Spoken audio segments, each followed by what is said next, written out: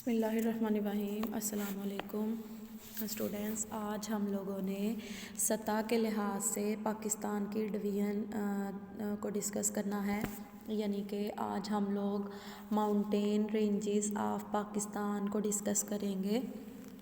तो सतह के लिहाज से अगर हम पाकिस्तान को तकसीम करें तो सतह के लिहाज से पाकिस्तान को 7 बड़े हिस्सों में तकसीम किया जा सकता है। आपको क्वेश्चन इस सूरत में भी आएगा कि सतह के लिहाज से पाकिस्तान को कितने हिस्सों में तकसीम किया जा सकता है। ठीक है, यहाँ आपको क्वेश्चन इस तरह से एग्जामिनर दे सकता है कि पाकिस्तान के पहाड़ी सिलसिलों की वजाहत करें या पाकिस्तान के पहाड़ी सिलसिलों पर नोट लिखें। ठीक है, तो आपने ये क्वेश्चन अटैम्प्ट करना है। तो सबसे पहले अगर हम लोग सतह के लिहाज से पाकिस्तान की डिवीज़न करें तो सतह के लिहाज से पाकिस्तान को 7 हिस्सों में तकसीम किया जाता है। सबसे पहले हमारे पास शुमाली पहाड़ी सिलसिले आ जाते हैं। ठीक है, तो बच्चे अगर शुमाली पहाड़ी सिलसिलों को हम लोग डिस्कस करें तो उसमें हमारे पास 3 किस्म के पहाड़ी सिलसिले आते हैं। शुमाल में शुमाली पहाड़ी सिलसिलों में 3 किस्म के पहाड़ी सिलसिले हैं। कोह हिमालय के पहाड़ी सिलसिले हैं, कोह कराकोरम के पहाड़ी सिलसिले हैं और कोह हिंदुकुश के पहाड़ी सिलसिले हैं। ठीक है, दूसरे नंबर पे हमारे पास आ जाते हैं मगरबी पहाड़ी सिलसिले। तीसरे नंबर पे कोह नमक और सतह मुर्तफ़ा पोठोहार। चौथे नंबर पे सतह मुर्तफ़ा बलोचिस्तान। 5वें नंबर पे दरियाए सिंध का ज़ेरी मैदान आ जाता है।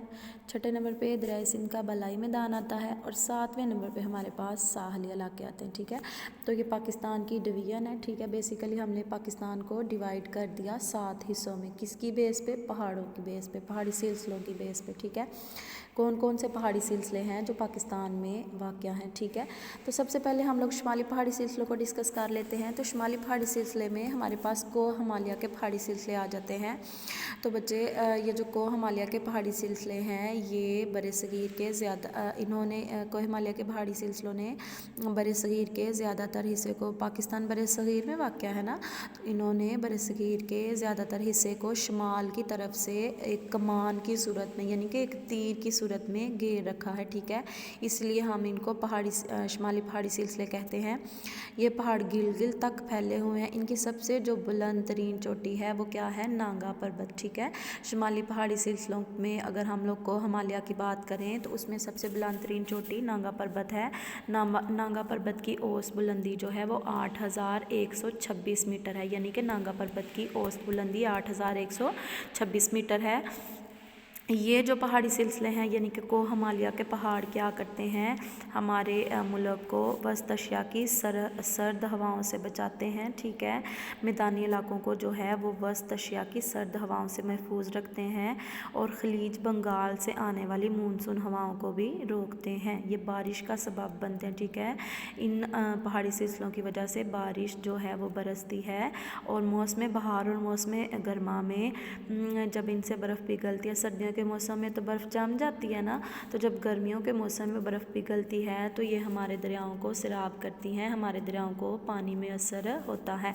उसके बाद दूसरे नंबर पे हमारे पास शुमाली पहाड़ी सिलसिलों में कोह कराकोरम के पहाड़ी सिलसिले आ जाते हैं। तो कोह कराकोरम के पहाड़ी सिलसिले जो हैं ये कोह हिमालय के शुमाल में वाक़ है। मुझे हम शुमाली पहाड़ी सिलसिलों की बात करें तो कोह हिमालय, कोह कराकोरम और कोह हिंदुकुश जो है ये आपस में इंटरलिंक है।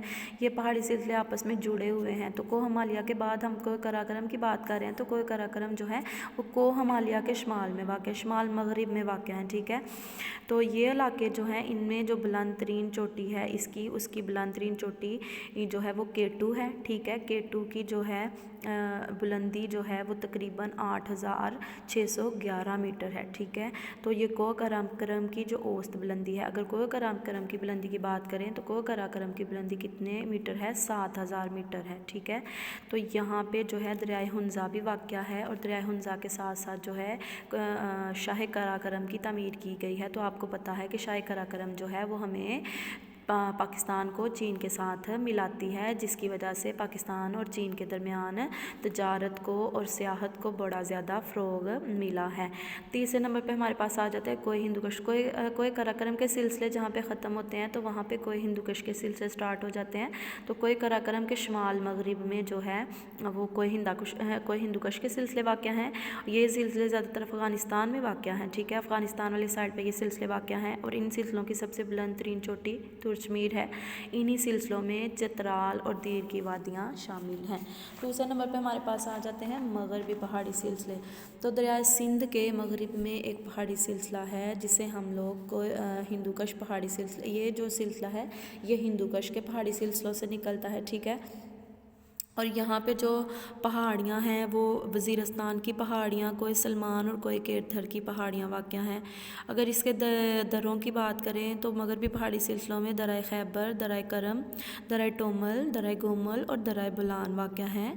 और जो मशहूर दरिया हैं मगरबी पहाड़ी सिलसिले के वो जो हैं वो दरिया सवाद, दरिया गोमल, दरिया बुलान और दरिया हब और लियारी के इलाके में जो दरिया हैं वो शामिल हैं। और ये जो इलाका है ये मगरबी पहाड़ी सिलसिले जो हैं यहाँ से हमारे बहुत ज़्यादा जो हैं अहम दरिया निकलते हैं। उसके बाद हमारे पास आ जाते हैं तीसरे नंबर पे कोह नमक और सता मुर्तफ़ा पोटोहार।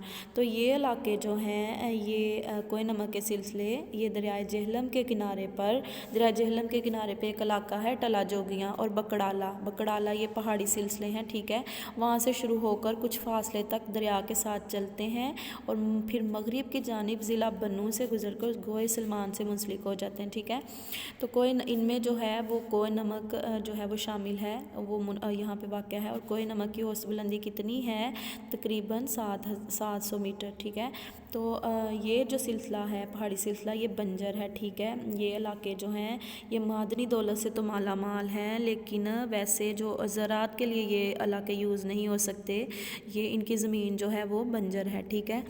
तो कोह नमक के शुमाल में सता मुर्तफ़ा पोटोहार, कोह नमक और सता मुर्तफ़ा पोटोहार जो हैं ये दोनों आपस में कनेक्टेड हैं। और उसके शुमाल में जो है वो सता मुर्तफ़ा पोटोहार है, ठीक है। सता मुर्तफ़ा पोटोहार से इसकी बुलंदी 300 मीटर तक है। यहाँ पे दो अहम दरिया हैं, ठीक है, दरियाए सवा और दरियाए महरू। ये दोनों दरिया जो हैं ये कोह नमक और सता मुर्तफ़ा के पहाड़ी सिलसिले के मशहूर दरिया हैं जो यहाँ से निकलते हैं। चौथे नंबर पे हमारे पास आ जाता है सता मुर्तफ़ा बलोचिस्तान। तो सता मुर्तफ़ा बलोचिस्तान जो है ये सता मुर्तफ़ा, कोह सलमान और कोह केरथर, ठीक है, ये दो पहाड़ हैं। कोह बेसिकली कहते हैं पहाड़ को, ठीक है। तो ये दो दरिया जो हैं ये दो पहाड़ जो हैं इन दोनों के मगरिब में सता मुर्तफ़ा बलोचिस्तान वाक़या है। सता मुर्तफ़ा बलोचिस्तान की औसत बुलंदी 600 मीटर से 900 मीटर तक है, ठीक है। और ये जो दरिया हैं इसमें टोबा काकड़ और जागी के पहाड़ शामिल हैं, ठीक है। उसके बाद ये इलाका रेतला है, बारिश यहाँ पे बहुत कम होती है, लेकिन कुदरती गैस यानी कि मादनी जो वसाइल हैं वो क्रोमाइट, लोहा, तांबा वगैरह उनसे ये जो इलाके हैं वो माला माल हैं, मादनी दौलत से माला माल हैं, ठीक है। पाँचवें नंबर पे हमारे पास आ जाता है दरियाए सिंध का ज़ेरी मैदान। तो दरियाए सिंध का ज़ेरी मैदान जो है ये मठनकोट के जनूब में बहिराए अरब तक का इलाका जो है वो दरियाए सिंध का ज़ेरी मैदान कहलाता है, ठीक है।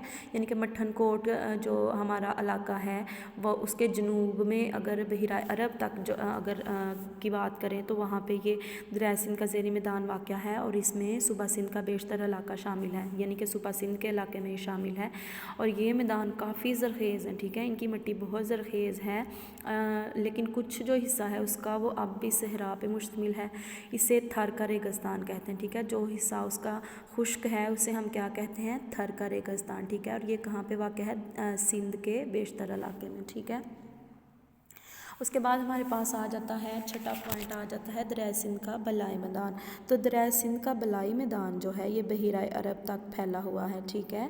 इसे जो है इस वसी इलाके को दरियाए सिंध और इसके मावन दरिया यानी कि जो दरियाए सिंध के मावन दरिया हैं वो जिन दरियाओं से मिलकर दरियाए सिंध बनता है वो कौन कौन से दरिया हैं दरियाए सिंध के मावन दरिया में आते हैं, जेहलम, चनाब, रावी और सतलुज। ये जो चार दरिया हैं, ठीक है, ये जो चार दरिया हैं ये दरियाए सिंध के मावन दरिया हैं, ठीक है।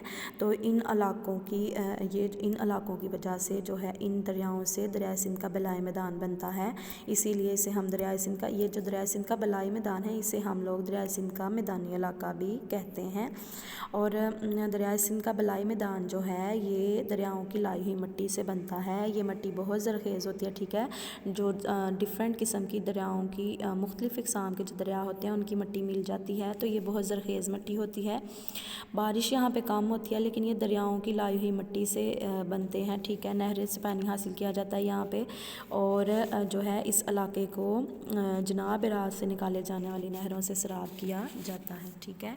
लास्ट वाला पॉइंट हमारे पास आ जाता है हमारे साहली इलाके। तो पाकिस्तान के जो साहली इलाके हैं वो उनकी लंबाई तकरीबन 700 किलोमीटर तक है, और ये इलाका जो है ये ईरान कुछ और भारत की सरहद से शुरू होकर मगरिब में पाकिस्तान और ईरान की सरहद तक जाता है, ठीक है।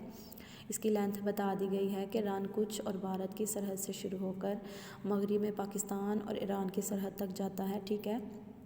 ये इलाका जो है ये बहर हिंद में बड़ी ताकतों के दरमियान जो है वो तेल जो है उसकी ज़्यादातर जो वो आपस में तजारत करते हैं वो इसी रास्ते के ज़रिए होती है। ये इलाके जो हैं ये मादनी ज़खायर जो हैं उनसे माला माल हैं, ठीक है। तो बच्चे ये 7 पॉइंट्स थे जिनके लिहाज से पाकिस्तान की डिवीज़न हमने देख ली। सतह के लिहाज से पाकिस्तान को 7 हिस्सों में तकसीम किया जाता है, और 7 हिस्सों की तफसील हमने डिस्कस कर ली है।